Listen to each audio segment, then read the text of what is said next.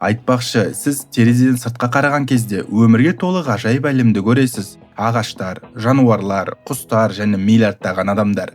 Біз жер шары әрқашан осындай қауіпсіз, мейірімді бейсік болған деп ойлауға үйреніп қалғанбыз.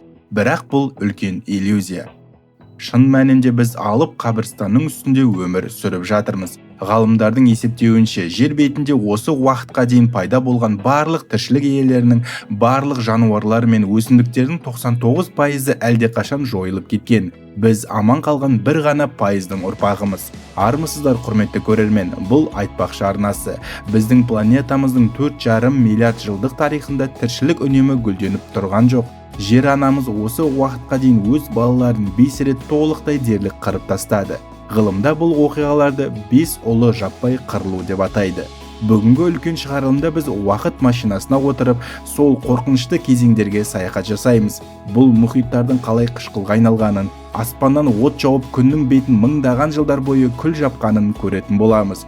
Ең бастысы, жер бетіндегі тозақтан кейін тіршіліктің қалай қайта оянғанын түсінеміз. Ендеше деміңізді ішіңізге тартыңыз. Біз адамзат тарихынан әлдеқайда тереңге, жердің нағыз ақыр замандарына жол тартамыз.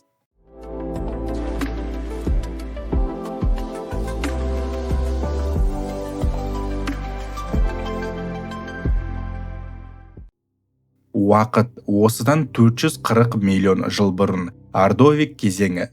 Бұл кезде жер бетіндегі құрлықтарда өмір болған жоқ, тек жалаңаш тастар мен шаң ғана. Бірақ мұхиттың асты нағыз жұмақ еді. Онда тіршіліктің алғашқы күрделі формалары, трилобиттер мен алып ұлулар өмір сүріп жатты. Теңіз суы жылы, ал оттегі жеткілікті болатын. Бірақ бұл жұмақ кенеттен тозаққа айналды. Бірінші ұлы қырылу 2 кезеңмен өтті. Біріншіден, жердің алып құрлығы Гондвана баяу жылжып тікелей оңтүстік полюске келіп тоқтады. Бұл жер климатының күрт өзгеруіне әкелді, ғаламдық мұздану басталды. Бүкіл су мұзға айналғандықтан мұхит деңгейі 100 метрге дейін төмендеп кетті. Таяз суда жылы маржандардың арасында өмір сүретін тіршілік иелерінің үйі жойылып, олар бірден қырылды. Бірақ мұздану бұл апаттың тек бір бөлігі ғана болуы мүмкін. Заманауи астрофизиктер бірінші қырылудың себебі ғарыштан келгенін алға тартады. Ғалымдардың ең қорқынышты гипотезасы гамма сәулелерінің атылуы. Елестетіңіз, жерден 6000 жарық жылы қашықтықта алып жұлдыз жарылып, одан шыққан өлім сәулесі жерге келіп соғылады. Бұл сәуле небәрі 10 секунд қана жарқырағанымен, ол жердің озон қабатын толықтай жыртып жіберді. Озонсыз жер күннің ультракүлгін радиациясына қарсы тұра алмай қалды. Мұхит бетіндегі планктондар радиациядан қуырылып өлді. Ол планктонсыз бүкіл азық-түлік тізбегі құлады. Нәтижесі, жер бетіндегі барлық тіршілік түрлерінің 86%-ы жойылды. Бірінші ақыр заман тіршілікті түбірімен жұлып тастауға сәл-ақ қалды. Бірақ аман қалған 14% бейімделіп эволюцияны одан әрі жалғастырды. Уақыт осыдан 365 миллион жыл бұрын. Девон кезеңі. Бұл кезеңді ғылымда балықтар дәуірі деп атайды. Мұхиттарда тіршілік қайта қайнап, жер тарихындағы ең қорқынышты жыртқыштардың бірі басы қалың сүйекпен қапталған алып балық дунклеостей билік құрып тұрды. Бірақ бұл жолғы жаппай қырылудың себебі метеорит те жанартауда емес еді. Бұл жолғы ақыр заманды өсімдіктер жасады. Иә, сіз дұрыс естідіңіз. Кәдімгі бізге оттегі беретін жасыл ағаштар. Бұл қалайша болды? Девон кезеңінде эволюция құрлыққа шығып, жер бетінде алғаш рет үлкен ормандар пайда болды. Бұрын топырақ тек тастар мен құмнан тұрса, енді алып ағаштардың тамырлары тастарды бұзып тереңге бойлады. Бұл тамырлар тастардың құрамындағы фосфор мен азот сияқты минералдарды сыртқа шығарды. Жаңбыр жауған сайын бұл миллиардтаған тонна минералдар мен қоректік заттар өзендер арқылы мұхитқа құйыла бастады. Сіз мұның несі жаман, мұхитқа тамақ келді ғой деуіңіз мүмкін, бірақ табиғатта теңгерім бұзылса, ол қасірет алып келеді. Суға шамадан тыс қоректік заттар түскендіктен мұхит бетіндегі микроскопиялық балдырлар ес-түссіз бақылаусыз көбейіп кетті. Бұл процесс эвтрофикация деп аталады.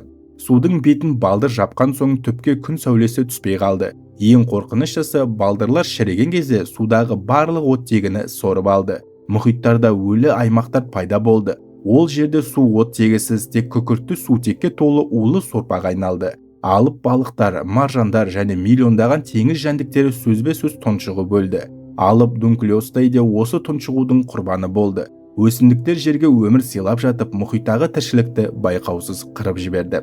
Нәтижесі, жер бетіндегі барлық түрлердің 75% жойылды. Әсіресе теңіз тіршілігіне өте ауыр соққы тиді. Бірақ құрлықтағы тіршілік бұл апаттан аман қалып, жаңа дәуірге, динозаврларға дейінгі жорғалаушылар кезеңіне қадам басты. Бірақ олар алда жер тарихындағы ең қорқынышты, ең ауқымды ақырзаман күтіп тұрғанын білген жоқ. Уақыт осыдан 252 миллион жыл бұрын, Перм кезеңінің соңы. Ғылым әлемінде бұл кезеңді ұлы қырылу деп атайды. Бұл жер тарихындағы ең ауқымды, ең қорқынышты және тіршілікті толықтай дерлік жойып жібере жаздаған нағыз тозақ. Бұл кезде динозаврлар әлі пайда болмаған еді. Құрлықта сүтқоректілердің арғы аталары саналатын синапситтер билік құрып тұрды. Бірақ олардың билігіне аспаннан түскен метеорит емес, жердің өз ішінен шыққан құбыжық нүкте қойды. Қазіргі Ресейдің Сібір аймағында жер қыртысы қағайырылды. Бұл кәдімгі Везувий немесе Кракатау сияқты жалғыз жанартау емес еді. Бұл құбылыс Сібір траптары деп аталады. Жер астынан аумағы бүкіл Европа құрлығындай болатын алып аумақтан миллиондаған текше шақырым магма сыртқа төгілді.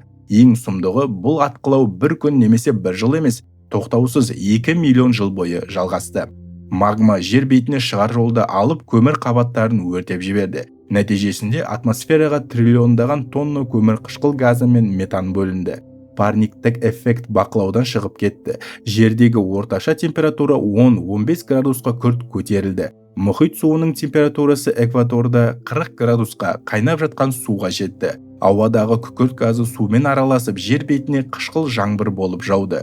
Бұл жаңбыр ормандарды ерітіп, құрлықтағы тіршілікті қырып салды. Мұхит суы қышқылға айналып, балықтар мен маржандардың сауыттарын ерітіп жіберді. Суда оттегі мүлдем қалмады. Нәтижесі, бұл абсолютті апокалипсис еді. Мұхиттағы тіршіліктің 96%, құрлықтағы жануарлардың 70% толықтай жойылды. Жер бетіндегі әрбір 10 түрдің 9-ы із-түссіз кетті. Жер шары тіршіліксіз, улы газ сасыған, жанып жатқан өлі ғаламшарға айналды. Тіршілік бұл соққыдан есін жиып, қайта қалпына келу үшін тұтас 30 миллион жыл қажет болды. Уақыт осыдан 201 миллион жыл бұрын, Триас кезеңінің соңы. Ұлы қырылудан әрең аман қалған жер қайтадан жасыл желекке оранды. Бұл кезде алғашқы динозаврлар пайда болған еді, бірақ олар жердің қожайыны еместін. Ол кезде құрлықты алып қолтырауындарға ұқсайтын жорғалаушылар мен амфибиялар билеп тұрған. Динозаврлар солардың көлеңкесінде жүрген кішкентай, әлсіз жаратылыстар болатын. Бірақ табиғат тағы да өз мінезін көрсетті. Бұл жолы алып Пангея суперқұрылығы үшке қақ бөліне бастады. Ол бөлінген жерден алып жарық пайда болып, жер тарихындағы тағы бір ірі жанартаулық аймақ, орталық Атлант магмалық аймағы оянды. Қазіргі Атлант мұхитының орнында миллиондаған жыл бойы лава атқылады.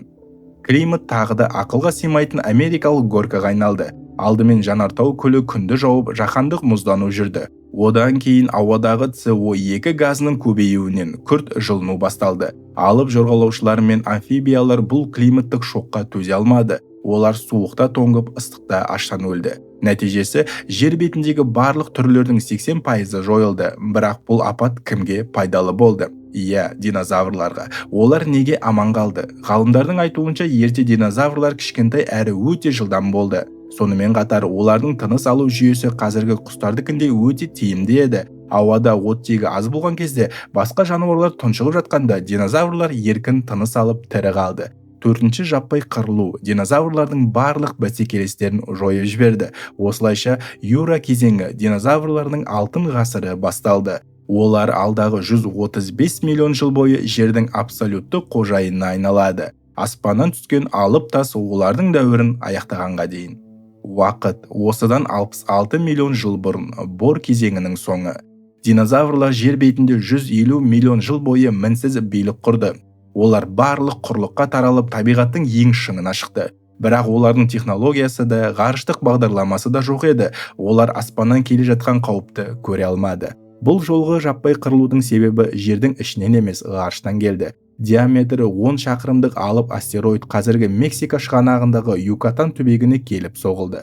Бұл соққының қуаты Хиросимаға тасталған атом бомбасынан 10 миллиард есе күштірек еді. Соққы толқыны радиусы мыңдаған шақырым жердегі барлық тіршілікті сол секундтақ буға айналдырып жіберді. Бірақ нағыз ақырзаман жарылыстан кейін басталды. Астероид соғылған жер күкіртке бай аймақ болатын.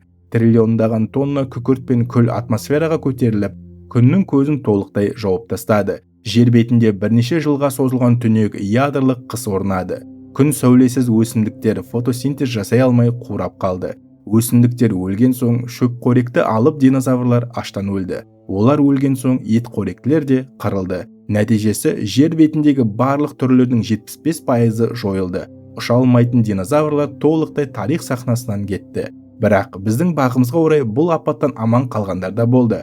Олар жер астындағы індерге тығылып, кез келген нәрсені, жәндіктерді, тамырларды, өлекселерді жей беретін түкті тышқанға ұқсас кішкентай жаратылыстар еді. Олар сүтқоректілер, яғни сіз бен біздің арғы аталарымыз болатын. Динозаврлардың өлімі сүтқоректілерге жол ашты. Егер сол астероид жерге түспегенде, сіз дәл қазір бұл видеоны көріп отырмас едіңіз. Осымен жер тарихындағы 5 үлкен ақырзаманды аяқтадық. Сіз терең демалып, мұның бәрі миллиондаған жыл бұрын болған екен ғой, біз қауіпсізбіз деп ойлауыңыз мүмкін. Бірақ асықпаңыз. Дәл қазір сіз осы видеоны көріп отырған сәтте жер бетінде тарихтағы 6-шы жаппай қырылу жүріп жатыр. Ғылымда бұл голоцен қырылуы немесе антропоцен қырылуы деп аталады.